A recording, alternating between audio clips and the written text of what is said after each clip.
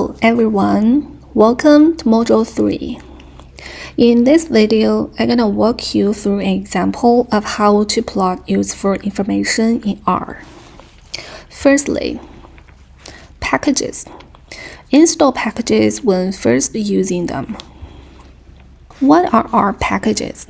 R packages are collections of R functions, data, documentations, and sometimes compiled code organized in a standardized format. Packages extend R's function by adding specialized tools and capabilities for tasks such as data manipulation, visualization, statistical modeling, machine learning, and more. Base R comes with a set of call functions, but for specialized tasks, such as advanced plotting or handling data files, you need those external packages. Packages make R versatile and powerful by providing ready-made solutions for complex tasks. You install a package when you are using it for the first time and need to update it. This downloads the package from an online repository and stores it locally in your own computer of your library folder. Why install? It adds new functionality to R, and it provides cutting-edge tools and algorithms maintained by the R community.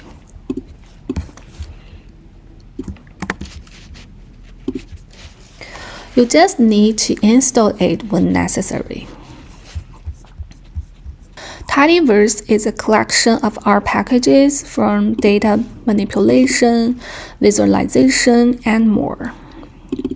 RCPP provides a seamless integration of R and C++ and may be required for some systems to use packages efficiently. You only need to install packages if they are not ready installed on your system. Load the packages.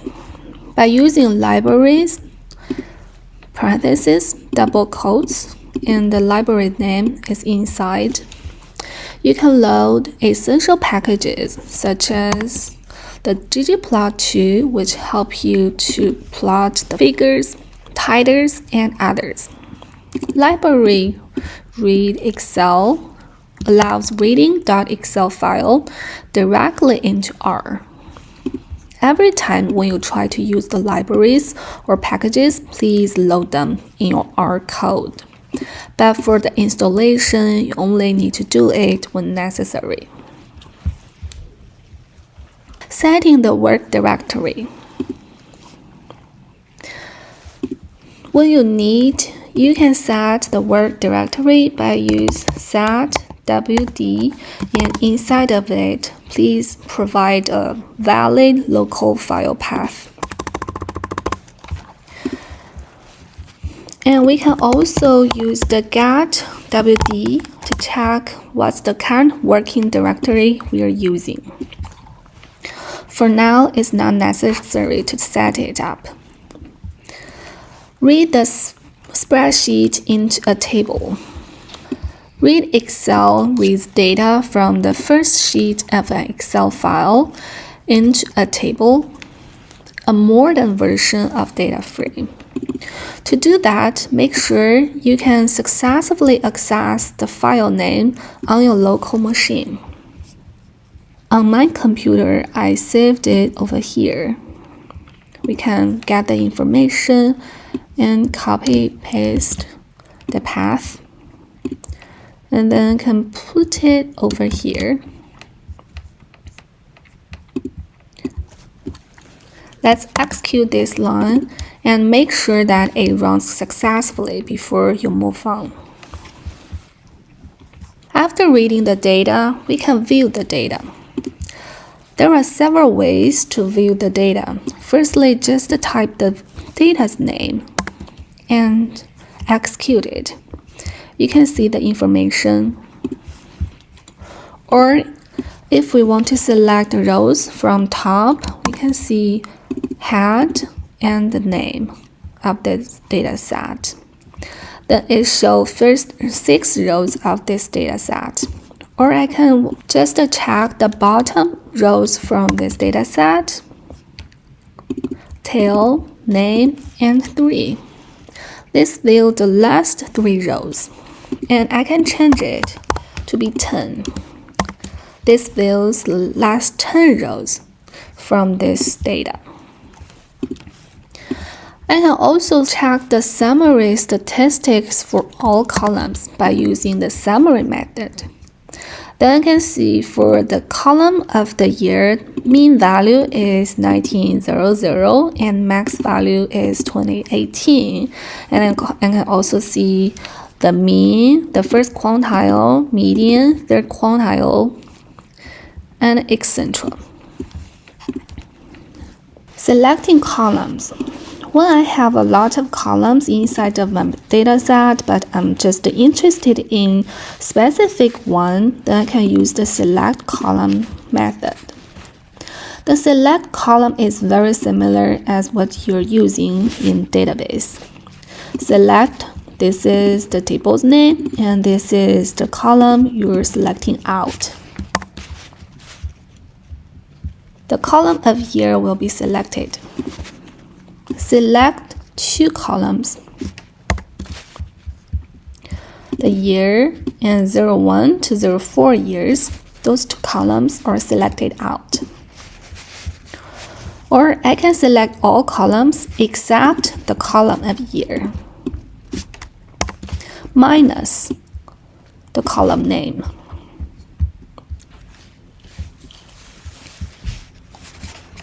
Then view the summary information for selected column. Select the 01 to 04 years column and use the summary against it.